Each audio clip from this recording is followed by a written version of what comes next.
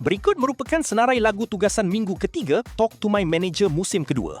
Talk to My Manager edisi 2026 minggu ketiga pada Ahad ini bakal menjadi pentas buat para peserta terus menyerlahkan keupayaan diri mereka. Seramai 10 peserta mewarnai perjalanan musim ini, iaitu Cik B yang juga anak kepada usahawan Datuk Sri Vida, Azeva, anak penerbit Datuk A. Aida, Hussein, anak penyanyi Jamilul Hayat, Anggrek, anak kepada penyanyi Adira Suhaimi, Kim Khairi, anak kepada penyanyi Safura, Amara, anak juruhebah radio Azad Jasmine, Farid Fazli, anak penyanyi Datuk Fazli Yaakob, Ratu, anak guru tari Linda Jasmine, Altia, anak penyanyi Nana Mahazan dan Viviana, anak penyanyi Ani Mayuni. Cik Puan Sarimah Ibrahim dan Datuk AC Mizal mengisi peranan sebagai juri tetap.